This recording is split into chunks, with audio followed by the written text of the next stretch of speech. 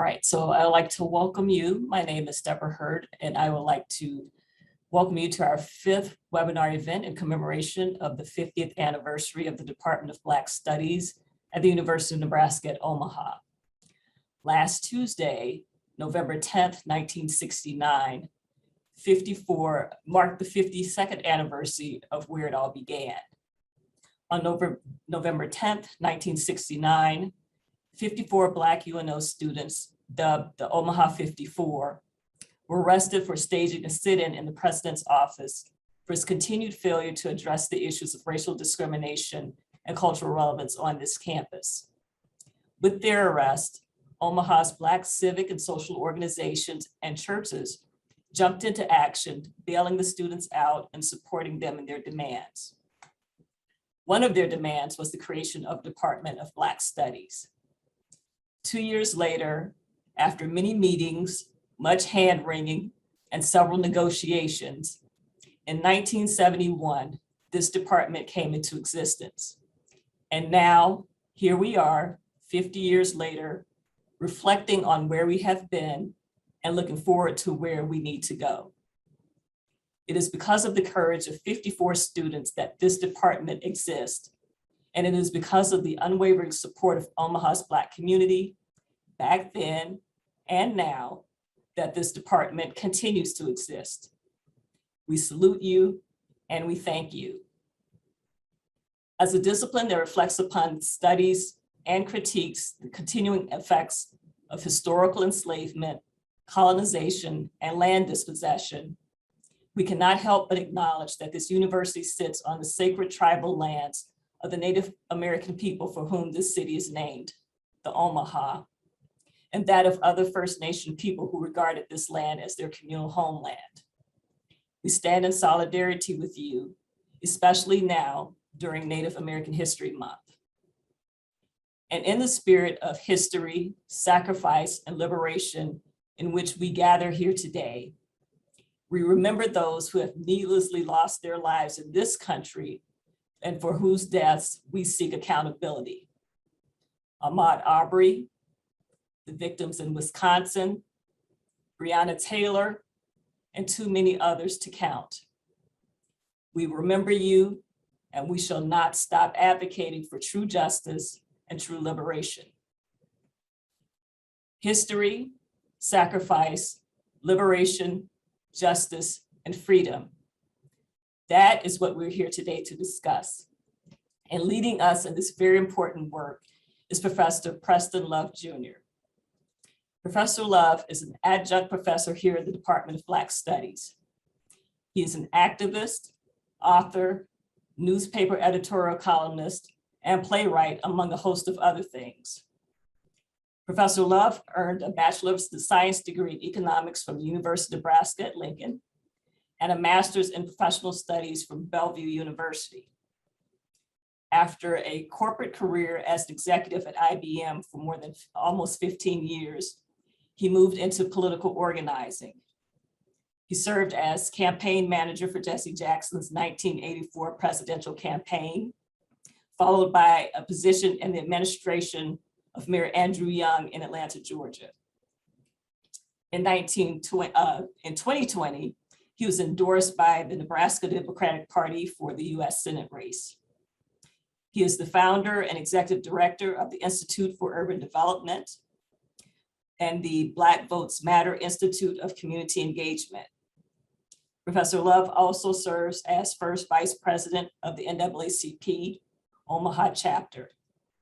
And again, I could spend the next half hour telling you all of the wonderful things that Professor Love has done, but in the interest of time, I will turn it over to him and allow him to give us this presentation. Professor Love, it's up to you. Well, thank you so very much. I would alter the program. I would just soon if you just went on and took the half hour so I could hear some more good stuff that you said. But it is my pleasure, my dear pleasure, to celebrate and congratulate the Black Studies Department, 50 years, 50 years. I would also say congratulations to our leader, Dr. Cynthia Robinson, who I have so much admiration and respect in her personal in scholarly endeavors, but also as the leader and chair of this department. Leading and chairing a department in a large university, urban university, is no easy task. It looks easy on the surface. It is not just like being a manager. It is being so many things. She is all of those, and I commend her for now being the chair at this juncture of time, 50 years for Black Studies Department. And may I congratulate also my colleagues, my fellow adjunct and also professors. Didn't we have a wonderful time celebrating Omaha 54? And Deborah Hurd, I surely commend you for your hard work, but quite frankly, Deborah, you work too hard, but I commend you anyway. You always have your head down studying or writing up something or organizing. You do a great job, and we are happy to have you at this point. I sometimes enjoy my own short bio not because I'm patting myself on the back, but I find myself interested of all the things that that is part of my bio, because I only think I really see my bio boiling down to one or two things. I'm really, and have been for literally 40 years, really only a couple things, in spite of what it may sound like when you read a bio. I have been serving the African-American communities across this country for 40 years. I say 40 years myself. And secondly, I have, because of the life's experiences that I've had and are still having, quite frankly, I have gained unique experiences and observation and participation in scholarly study of the African-American experience. I'm a witness and a player of all of that. And so it really all boils down to that. A couple things in the introduction said that I am an author. I've written 5 books now, 2 of which are children's books. I am a frequent local, but national now, lecturer and speaker. I am a columnist. I write a column for the Omaha World Herald, a editorial column. For those of you who don't have the background about the Omaha World Herald, I don't know that I could say that there have been more than 1 or 2 reporters, African-American, and 1 photographer for sure, Rudy Smith, who has worked for the World Herald in that capacity, but they surely have never had, until now, African-American who was a columnist for the editorial page is what I'm doing. I also write regularly for our wonderful paper, the Omaha Star. But all of that boils down to really one thing. I'm not really a writer. I have a voice, and a voice of wisdom and a voice of experience. And that voice is expressed on paper from time to time. And so I say all of that for you to get to know me a little better. Maybe some of you who think you know me may not, because my life and experiences have been rich, and I've had some ups and downs, but I surely have done the 2 things that I've mentioned, which is committed myself to service to the community and to allow my wisdom now to be my voice. My feeling right now, and my emphasis for this time that we'll have together, is I wanted to share with you one of my most significant initiatives in the organizations that I run. But it's really not about my initiatives. It's about the need in our community for us not to overlook, not to misunderstand, and not to participate in the development of our youth. Our youth is where I'm coming from. Now, especially so with this gray hair on my head. I am concerned in so many ways about the development of our youth. And so one of the things, and now a major thing that I do, is I have a tour. A civil rights tour is maybe a way to say it, but it is a Black history tour that we take. And I'm going to give you, and the focus of my comments today is going to be in and around the residuals and some of the things that interplay and connect with the tour.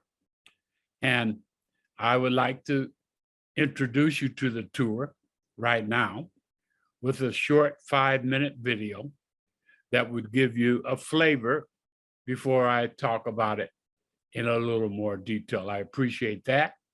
And I hope it's only about 5 minutes long, but I think that you may be engaged in watching it. You go first. Me? Okay, fine, I got you. So, The time starts now. We can't just be sitting back. We got to do it.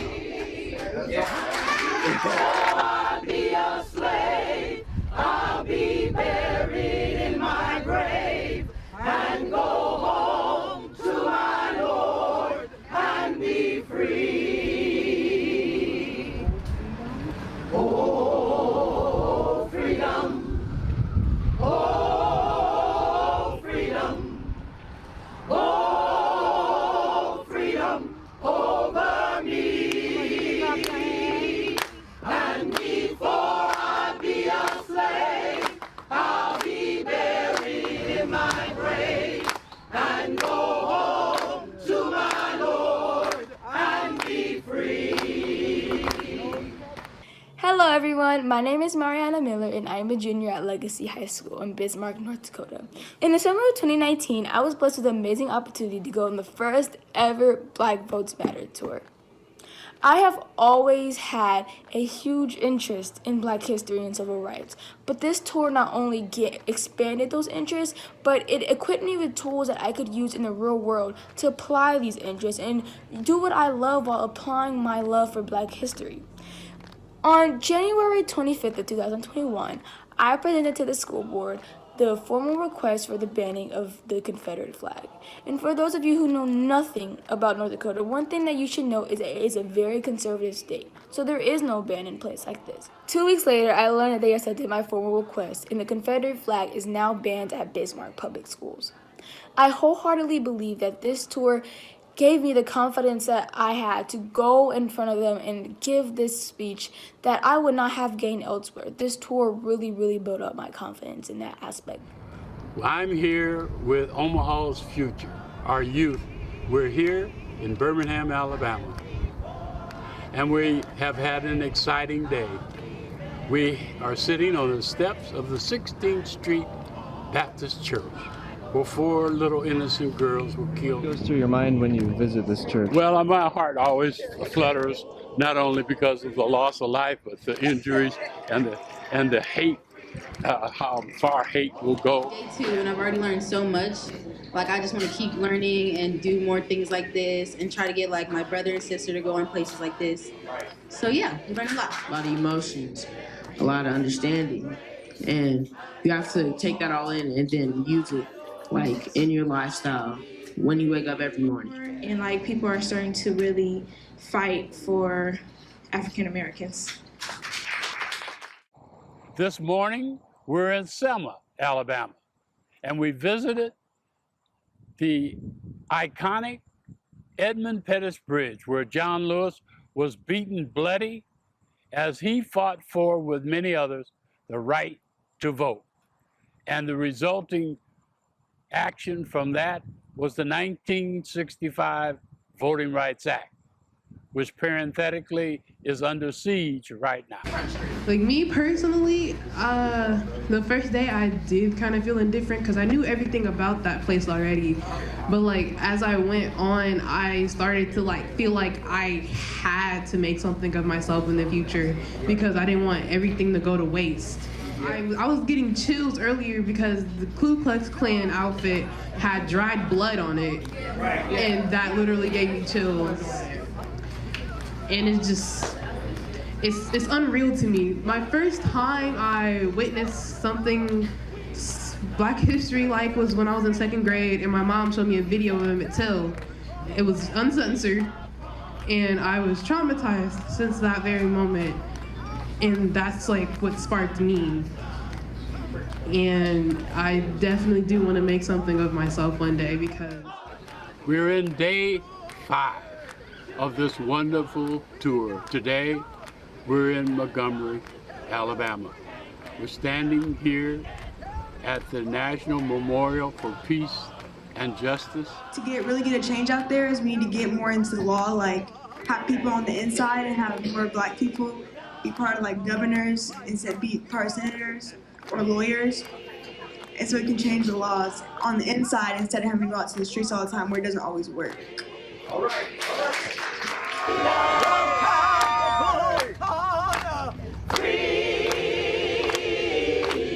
One time for the city jail. Freedom. One time for the city hall. Freedom. The Constitution of the United States says that we'll do freedom. Freedom. Freedom. Freedom. Freedom. Freedom. Freedom. Freedom. Justice. Justice. Justice. Justice. Justice. Justice. Justice. Justice. Yes, Lord. Yes, Lord. Yes, Lord. Yes, Lord. Yes, Lord. Yes, Lord. Yes, Lord. Yes, Lord. Freedom. Freedom. Freedom. Freedom. Freedom. Freedom. Freedom. Freedom.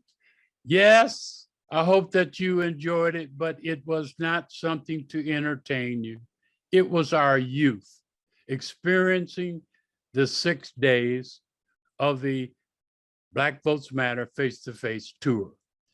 Of course, I would like to walk you through some of the places that we visit, but I want you to get the impact and get the focus. It is not about the video or about any of that. It is about the development of our youth, and maybe more importantly, the salvation of our youth. We need to be working on the development of leadership and knowledge of our youth. Unfortunately, one of the reasons why I started doing this tour is that I began to understand and feel totally uncomfortable about the level of knowledge of our youth for their own Black history. That's why we do the tour. We have so many things I could tell you as it relates to testimonies. You saw the young lady, Mariana, who was a freshman in high school here in Omaha when she went on the tour and then moved to live with her father in North Dakota. And that young lady stood up in front of the school board in North Dakota, as she mentioned, and changed their mind and had the banning of Confederate flag on a t-shirt in that city going forward, in that schools, in that area. And she says that she received the confidence from the tour. Testimonials, testimonials, as we try to develop our youth. I have one of them with us, and Justice John Pierre is his name. Justice went on he's been on the tour twice, but he went on the very first tour. His mom was with us as well. When we go on the tour, we take a charter bus but we also take a 12-passenger van, and on that van we have the photographers, but we have a nurse and other folks who we've invited to be on that van. So we have the 54-passenger charter bus and the van, and his mother, because she wanted to experience the tour, drove the van. It's a tough duty. The first stop when you leave Omaha is 11 hours to get to Memphis. But his mother, Regina, has another thing I want to tell you she's done, which is exciting. But I want you all to just have a chance to meet one of the 250 alumni now of the tour, albeit that he went early. He has not till today seen that short video that we did when we went on the tour this year in July. And so I wanted him to share anything that he wants to about his experience then and his reaction to the video. Thank you for joining us, Justice. You are welcome, Mr. Preston. Well, I hope everybody is doing good, and thank you for joining us. Where do I begin? Well, the first tour, yes, it was held in 2018, and I was selected by my mentor group, which is 100 Black Men of Omaha, and yeah, I was totally new to this. I've never. I think I've been to the South maybe once, but that was for a family event. I've only heard the stories of what went down during the civil rights movement, and just the abuse that civil rights people took, just to have their voices heard. And so I felt really honored that I was invited to take part of this. So our first big stop was in Memphis, Tennessee at the Lorraine Motel. And when you get there, it's like, okay, well, this from my perspective, when we got there, I didn't know. I've only seen pictures online of the Lorraine Motel. So I was like, okay, this is where it's located. It looks totally different than in the pictures. And then they have Reverend Martin Luther King's, or Reverend Dr. Martin Luther King Jr.'s car in front of the motel. And for me, that's when things kind of started to get real for me. So they have the marker, which is like a reef exactly where he was shot at. So there's also like a history museum inside the motel. And so we go through the museum and we watch a historical film. Then after we get done with the whole museum, there's a part where we have to go upstairs. And upstairs is the room that Martin Luther King Jr. was in. And I know he was on the balcony when he got shot. But the feeling, it's a very eerie feeling that I got when I went in there, because what was before me, I know it was a tragic event that happened in history that shook the nation, and to be in those footsteps and in the environment, it struck a chord with me. It touched me in some very hard places, and to where I actually couldn't stand. I didn't want to be in that room much longer, and I wasn't the only one feeling that way. There were other people. There's people crying actually. My chaperone, Pastor Keys, which he's no longer with us. He was very emotional at that time, and I totally understood because he was someone who was actually involved, along with other chaperones. They were also involved, but just hearing his stories of how he was treated when he went to those things, I couldn't. It was hard for me just being in that room, but there's people who actually experience the abuse that went on at that time.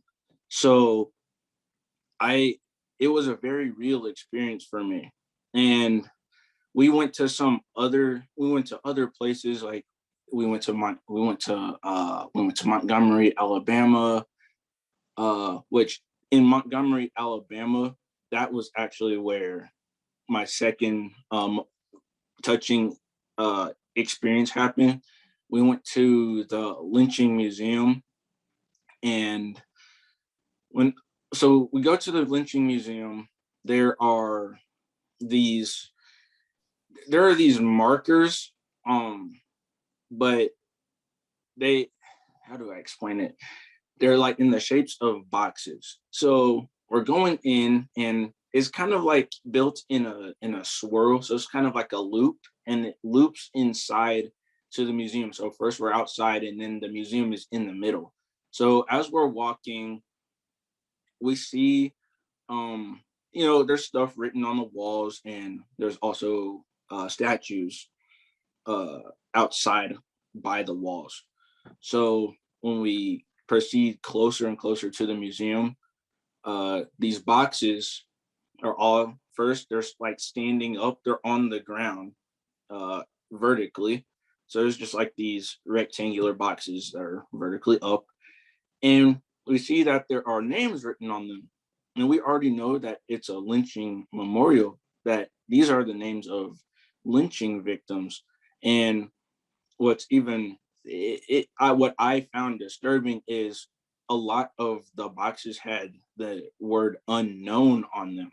So there are lynching victims that aren't even known. And, that's when things, I was starting to get a bit shaken up. But it wasn't until we start going further into the museum where the boxes, there's these poles on the boxes, and it's a slow process too. It's like we're walking, and the boxes are no longer on the ground. They're no longer on the ground. You look up, and the poles are going into the ceiling. And I already instinctively knew what that meant. That's the symbolism of the lynching victims hanging.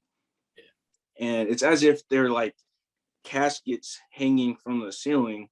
Yeah. And it got, for me, from my perspective, it was getting worse for me, because the deeper you went into the museum, the higher and higher the boxes were, until they were like, the ceiling is basically just full of them, and you're just looking up, and there's just hundreds of them, and most of those have several names on the boxes. So that's where I was starting to feel, I started to feel heartbreak. Like, my heart was literally broken, especially at that time. We had a certain president in office who kind of gave power to the people these days who have the same mindset as the ones who performed those lynchings on people that look like me, people that look like Mr. Preston. And so it was hard for me to be in there. And actually, there's a picture that was taken, and I know everybody was trying to be in a bright mood, and the movie Black Panther had just come out. Oh, and I know you remember that. They did a the Wakanda Forever pose, but me, I was the only one who still had a down look on my face, because I just felt that the movie Black Panther and Wakanda is still a work of fiction, and Right Before Us was reality. And I was very conscious of that. And so for that, I just couldn't be in a bright mood. But those were really my two highlights of the tour. And so for me, seeing this new footage of the recent tour that was taken, I'm grateful that, you know, more and more of today's youth, people in my generation, my peers, are able to be exposed to this, because the more of those people that are in my generation that are able to be exposed to that, I feel like the better we'll be, we'll be able to, you know, have the knowledge of how, one, we can better ourselves, and two, love ourselves more, so that we can make a better tomorrow for, you know, people in our generation. And, you know, I think we're in a big time where a lot of us are uniting now, and seeing that, hey, there were a lot of things that try to keep us down, but we're now aware of that, and so we're working harder to be better at those things. And so I think the exposure is very positive, and those are my words. Thank you, Justice John Pierre. I know we're on Zoom, but if we weren't Justice, I got a feeling people would be standing, applauding you, not your presentation, but just you. And I need to tell my story, you know, my story about you. He doesn't really like me to tell it. But when I met Justice, as we prepared to go on the tour, I want you all to hear me closely. Justice was a person, a young man, who really did not give you eye contact. And he would go off to himself and just sit, and that was okay. But it was different than the other kids who were he was to himself, not much eye contact. And if he were asked to speak, either he would refuse or be very abrupt and just, and so why am I telling you this? Because I cry when I think of Justice, because I've seen this young man transform from that person and saw him transferred, quite frankly, on the trip as he emotionally rode the roller coaster and then began to internalize and what that meant to him. And now he's grown and he could speak for an hour off the top of his head. And that's worth the tour all by itself. He currently is at Metropolitan Community College. And I don't know, someday I'll be able to stand up and take all the credit for but we're certainly proud of you, Justice. And you just stay on if you can. And if you want to make other comments as I kind of walk through the tour. And so thank you, Justice John Pierre. Some of you know his family. Nola John Pierre is the greatest singer of all times, a diva. And if you know her, that he is she is what, your grandmother? And his mother is Regina, and his aunt is Carol John Pierre. Wonderful family, all of them. And you have one brother, how many? Yeah, and he, after Justice went on the tour, then his brother went on the tour, and a cousin, I think, went on the tour. So we've had lots of you. We are so proud.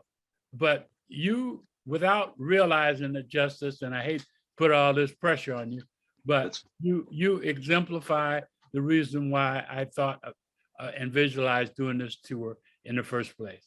And you got out of the tour quite frankly, more than a lot did. Some of the things that you articulate about the tour, I especially was excited about the way in which you articulated the Equal Justice Initiative with the hanging almost like caskets. And I want to mention, I know that it's important for us to tell the audience that one of those caskets was Fulton County, Nebraska, and it had two names on it. George Smith, AKA Joe Cole, 1891, and Will Smith, 1919, lynched in Fulton County, Nebraska. I'm sorry, Douglas County, Nebraska. I'm sorry, I'm thinking Fulton County is Atlanta, but that also makes it real, doesn't it, Justin? When you look up there and say, wow, you know, oh my goodness. And so all of us, and every time I go, I've been every time, of course, but every time I go, you've been twice, but that emotional roller coaster does not change.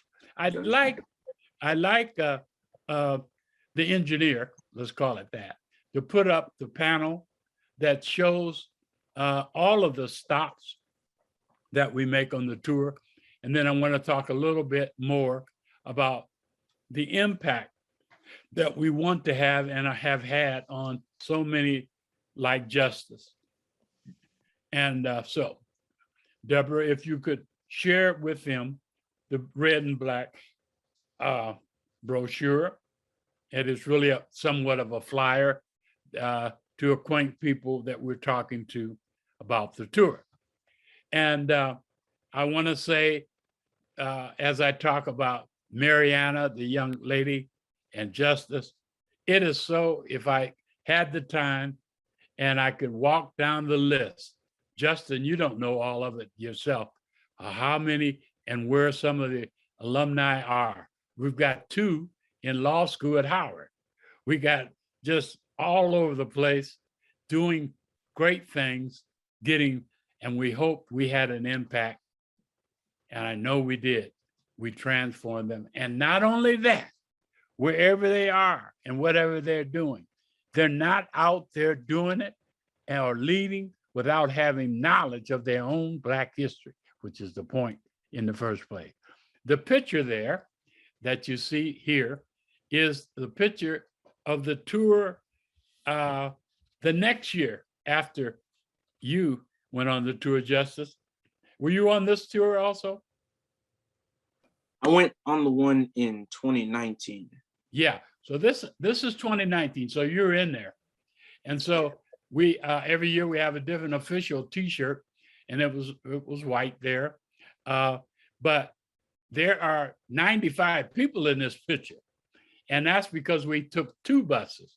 And one little person right over here somewhere is somebody you saw in that video, and it's sitting there, right in there with all the youth. Justice, you know who that might be? You're walking across the bridge with me, but I don't mean to put you on the spot. But that person is Dr. Cheryl Logan, the superintendent of the school. She's been on the tour twice, and she hadn't been on the whole tour. And she also initiated, and we had 7 OPS principals with us this year, and trying to make the point that hopefully we can teach more of the real deal, the real facts and truth about our Black history in our school system. But in this picture, you would never, I've had so much fun with people. If you could look up close, I would challenge you to find her in there. And you can't, because she looks like, like one of the students. But so if you look at this to get a better understanding of some of the details, the key cities are listed here, but we also make some other stops. Memphis, of course, the Lorraine Hotel, which is now a national museum. But while we're in Memphis, we also go and visit the Mason Temple, which is the international headquarters of the Church of God in Christ, and where Martin Luther King gave his last speech the night before he was assassinated. We go now, and Justice, you have not been on the tour since we added Mississippi. And now we go to Mississippi and we were able to experience some of the tragic and emotional facts about Emmett Till. And one of the little things went really fast on that video was the house and driveway of Medgar Evers, who was shot in that driveway while his kids and his wife were inside. And so we do go to Mississippi now, Justice, and then we go on to the 16th Street Baptist Church in Montgomery. I have a great story to tell you about that. On that video, you heard that song that they were singing and all that. That was not a recording. That was the actual choir from the 16th Street Baptist Church who volunteered to meet us across the street at Kelly Ingram Park. And we sat around the park and they came over and sang those freedom songs to us. Oh, that was wonderful. So that was live from that choir that day. I hope that I can get them every year now. We go on through the Edmund Pettus Bridge in Selma, where the historical marches were done and where John Lewis got beat, and it really was the final act before the passage of the 1965 Voting Rights Act came about because of the activities on that bridge. It's somewhat emotional there also. I don't know, Justice, if you felt it, but when you walk across that bridge, there's something you feel. You feel some sort of eerie presence there because you know that was so hallowed ground. We go on and we do go to Montgomery where there is this, and if you could see closer, you would see those hanging and sitting canisters that Justice talked about in the background of this picture here. And that's the memorial. But across the street, there is the museum. And oh my goodness, there's a lot of emotion up in there where they have holograms that you can actually interact with. And oh, the tragedies of people who have gone through the segregated South. And then we move on to Atlanta and the King Center and the Crypt and some other museums. Those are the places we do. And so all of that we do with these kids. I want to summarize a little bit, not knowing my time, but I do know this, that there's a couple, I'd like to turn the page on the tour itself and talk about the need for initiatives as it relates, Justice, to you and the rest of our youth. I have written and feel strongly about our youth and the need for this education and for the development of leadership. But I'm trying to say to others that while you may not be able to put a tour together, we need to be focusing on the development of our youth at every level. And by the way, because of that feeling that the youth that go on a tour are high school. And we decided that maybe if we took middle school, they probably would enjoy it, but they probably would not be able to process the emotion and the all that stuff. So we just take high school kids. And may I say this very importantly, that I want to say and congratulate and thank two adjunct professors who have been on every tour, and even in all the planning sessions, but Terry Miller and Karen Johns are chaperones. Now, Karen Johns has been promoted, Deborah, to head chaperone, big mama chaperone on the tour, and confessor and mama to all of us on the tour. And so you go, sometime you'll be walking in the hotel and some kid will have their shoulder on Karen Johns' shoulder, have their head on her shoulder and expressing themselves. We see a lot of emotion on the tour. Everybody's processing it different. Every night we do reflect and journal. Every night we reflect and journal. We have developed some mechanized tools that capture their feelings and mechanize them and then produce reports on that and so forth and so on. It's really quite amazing. We also have developed a mobile module, meaning phone-based module that captures the learning lessons in every one of the cities. And so on your phone, you can download that app and learn about what's going on and what went on in Memphis. How many of you know why Martin Luther King was in Memphis in the first place? Well, the answer is in that learning module. And by the way, it was to help the garbage workers who had lost 2 of its Black members, garbage workers, on very unsafe working conditions, and they just had enough. And Martin Luther King was there to support them. And that's when he stepped across the line in many circles. That would say, well, you can fight for your civil rights, but leave us alone in the economic realm. And so he was fighting to get fair wages, safe wages, and they won that fight. And so his life was not in vain even then. But I want to transition for some of the time that we have left to something that I have been writing about and thinking about. And Justice, Shirley, if you have a reaction, you'll feel free to interrupt or just comment afterwards. But I'm surely saying to all of us all of you that are watching, that we should be understanding. I'm not sure everybody does. It's right there in front of us. But our youth are traumatized. Some of our youth have been traumatized for their whole life because of poverty and what poverty brings. Poverty brings an insecurity. It brings a self-esteem problem sometimes. It brings stress, in some cases anger, and rebellion. All of that is real, not some theory. It is real in our youth, our Black youth, and they carry that burden.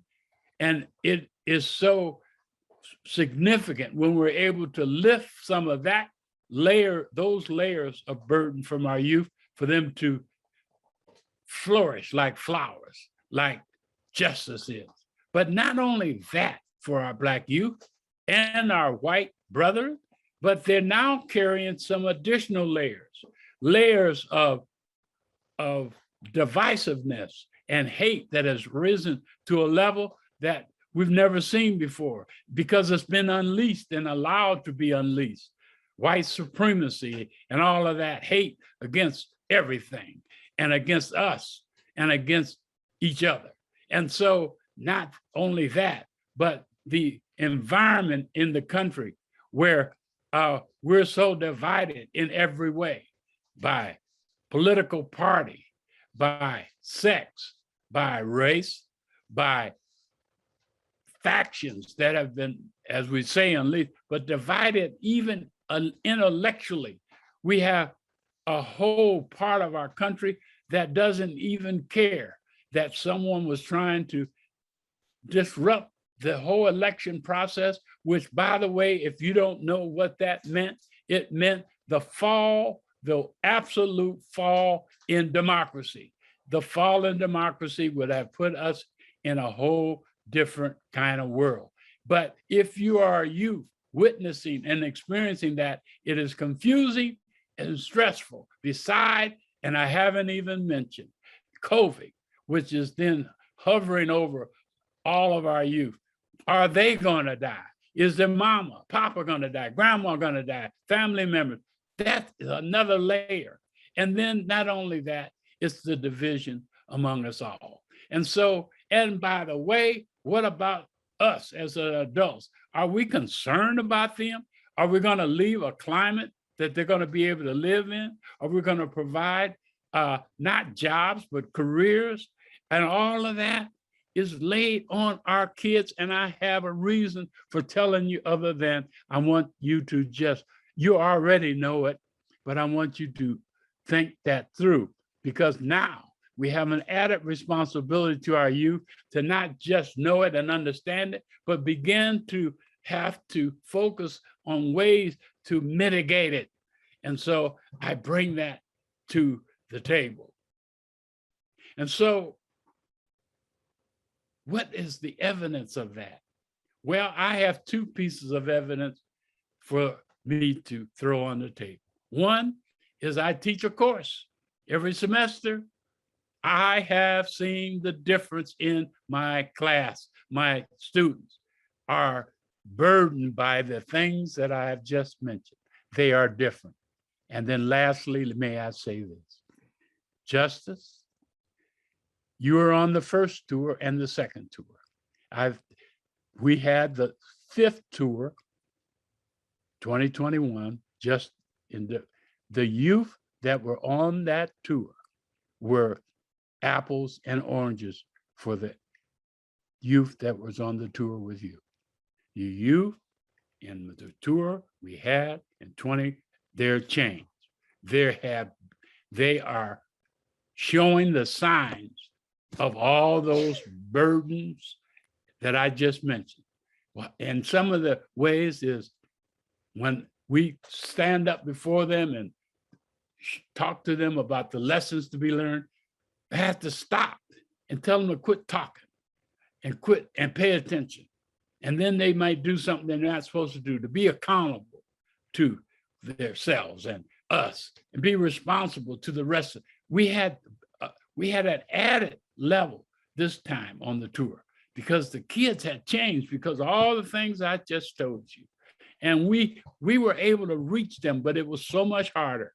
And I knew it was the evidence of these things that I've been theorizing that our kids need more of our attention and more of our understanding that they've been burdened all of this time. And so I say that not for me and you, Justice, but for everybody who's listening, who's concerned about our youth. The tour has a couple other features I might mention quickly. Number one is that we do every now and then add an additional bus. So 2 charter buses and a van instead of 1. And on the second bus is adults only. And so this year we're going to have an adult bus. It is a bus. Well, let me first say this. I don't know if I did say it, but the youth that go on the tour have no expenses, none. We pay for everything. Every year, I start from scratch and raise about $65,000 in order to put the tour on. The students don't have any expenses. On the adult bus, they pay their way. And so I'm telling you that any adult that may be interested in going on, you can talk to me about that. Terry Crawford, who is one of our adjuncts and was on the tour as a chaperone 1 year, is going to be the curator of the adult bus, just for your information. So that's something I surely want everyone to know. And then secondly, because of our youth that we're touching, one of the things that I felt very uncomfortable about is I saw the impact of this tour, is I wanted to say, oh my goodness, I wish I could reach our younger, our second graders, third graders, fourth graders. And so it came to me, God gives me these messages that maybe I should write a children's book. And I did, along with my sister Portia. And the illustrator, who is the illustrator, Justice? My mom. And so his mom, and the book has won 2 regional and 1 national awards. It's a highly acclaimed book.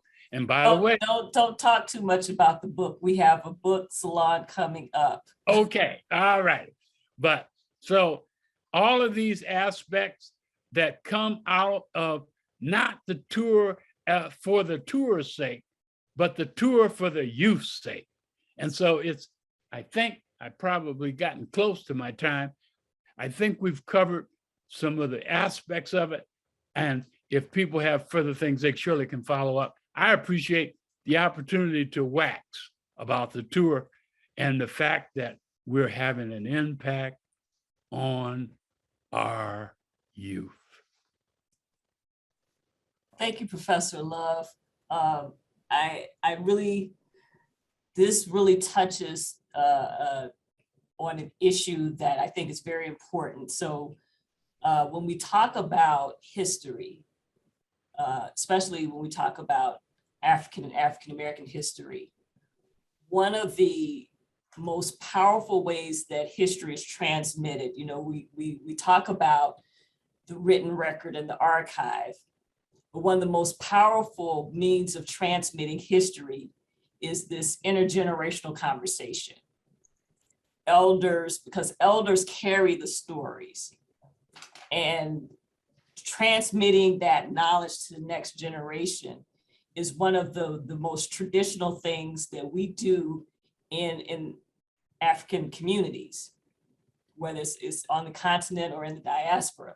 Is one of the things that we brought with us when we were forcefully taken from our homelands and brought here. So when I look at these tours, I see the ability, and I'm looking at the picture behind you. It's intergenerational, but it's also interracial. Yeah. And it tells a powerful story, you are moving through the landscape. So there's also this way of, when you think about storytelling, you can have a storyteller and you can do it verbally, but objects and places hold meaning and carry stories.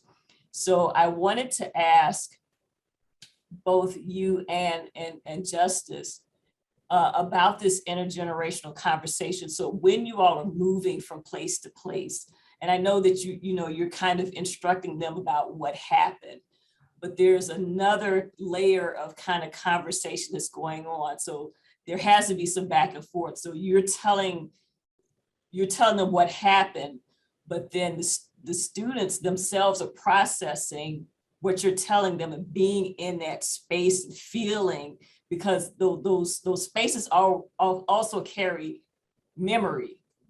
And that's what Justice was feeling when he was in that room. He was feeling that memory of what happened in that space. So they're processing these events and what you're telling them, but they're also giving you something back. That's what a conversation is. It's a back and forth. So I'm kind of curious about, what kind of back and forth both of you were having. Maybe Justice was talking, maybe some to his mother, but what kind of back and forth do you have on the tour with the students and the students having with the elders? Very good. Justice, if you'll allow me, and you can jump in, but I want to make a couple key points. Very profound question, because it is so much about what we do. I want to kind of bend to the side and let you see that's the tour, and we're standing at the heart of the Edmund Pettus Bridge. We're getting ready to walk across. There are 90 people getting ready to make that walk across there. But to your question, I mentioned that every evening we journal and we reflect, and during the reflection time, part of the answer to your question is done. That's when folks are just talking about whatever they're talking about and how what they're feeling, unscripted, and so we do that. We do have some fun that I don't want to take the time with, where we break off into teams and make the teams stay together all during the tour. And each team has a famous name. And what was your team, Jess? You remember? I can't remember. Okay. But we give them names of people they don't know. And so the team has to research it, and then they make a presentation. But here's the deal. One of the things that I do, now it's more than me, but I take the opportunity and walk the aisles, if you want to call it that, with these kids in the evening and try to pull out of them what they're going through. But I have something that I'm telling them, which is a couple things, and I'll share with you the short version, which is they have the ability to do anything they want to do. And now they should be getting and gaining the confidence right now. And then I tell them, and Justice could probably finish this, I have 3 things to tell them. You remember, the first one is learn history.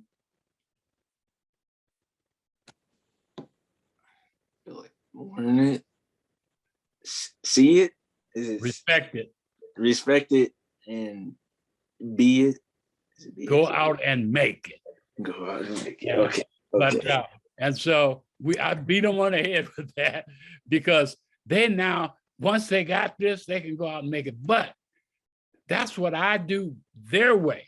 But what they do my way, and what we get back, as your point, Matt, is, oh, every tour is so different. The personality and the culture of the kids together is we learn what's on their mind, and we end up learning more about our youth, just like we learned this year. And so that helps us. We come back different. We're not great sitting on high, teaching on low. We are getting all kinds of input, I'll tell you. And so we grow just like the kids, Deborah, and it's a point very well made. We couldn't help from doing it.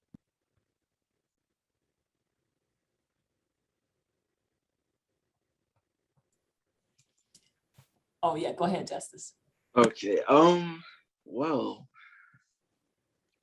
if there was any kind of back and forth, I recall, the second time I went, I was with my cousin, and he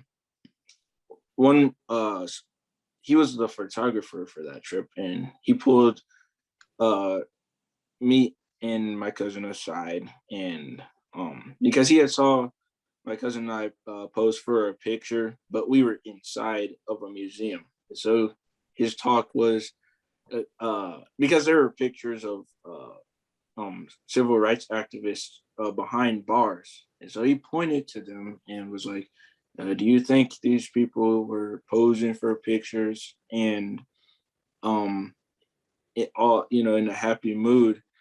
And I understood where he was going from, but I'm not someone who I'm not someone who would argue. So I let him talk to us, and I understood where he was coming from with that.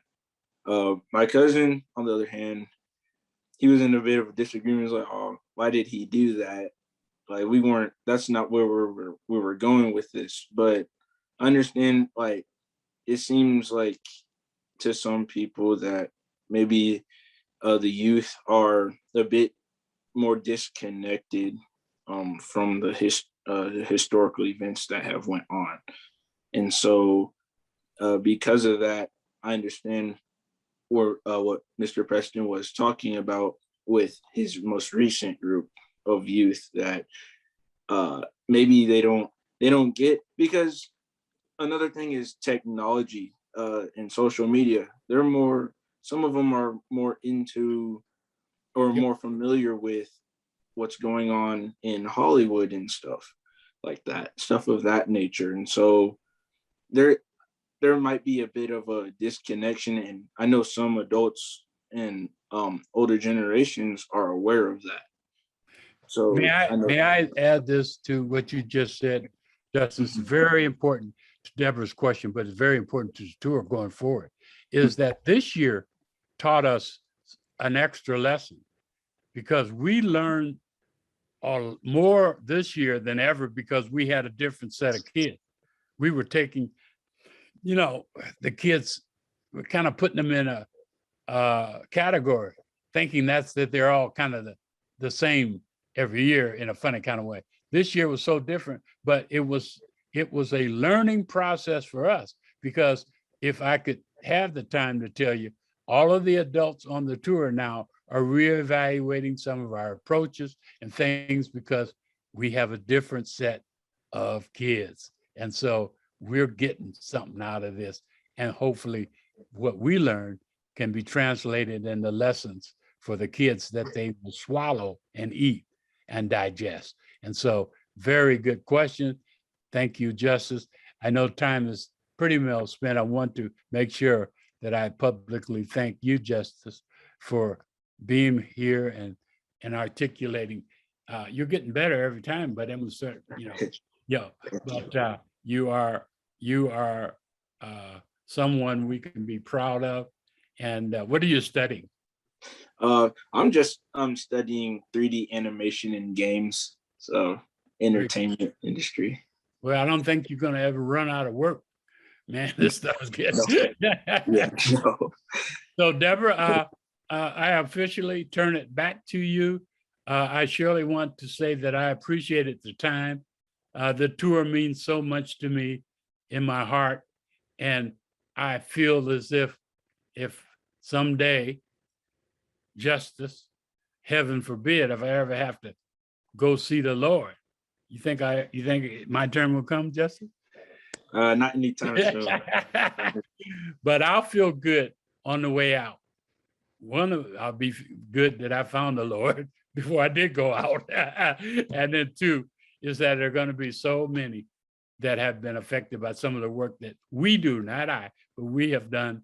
And that includes so many at the Black Studies Department. So I want to give compliments to the environment that is created by our leader, Cynthia Robinson, Dr. Robinson, and all of because we are all engaged in trying to do the best we can to make improvements in and for our community. And I appreciate that. Thank you, Professor Love, and thank you, Justice Jean-Pierre, for your time. This is just a wonderful experience. I'm sure that the students are getting so much out of this. And one thing that I wanted to say, Professor Love, about, some of the students may have seemed disengaged, but what you're doing is planting a seed. And that seed will bear fruit years from now. So you never know what effect or what change this will motivate in a student, say 5-10 years from now. They'll look back on the experience and say, oh, this was a moment. I didn't appreciate it at the time, but I see other things that have happened in my life that are a reflection or a growth of that. And so I want to encourage you to continue doing what you're doing. I know that I saw the clip and I was like, our elders are getting up there, but you all are still trying to do this work. So I want to thank you for the work that you've done for our youth. And, Justice, he may be taking over for you, in 20, 25 years from now. You don't know who amongst your students will be carrying this work on in the future. So that's what we look forward to. Absolutely. Is that work being continued. So thank you. Thank you. And Justice, could you give me about 30 more years? Then you can come on down. Got it.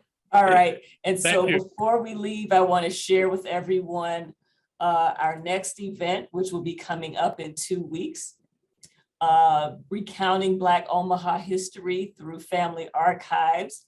And we see Professor Karen Johns, Professor Terry Miller, Professor Justin Payne, and our very own Professor Preston Love again.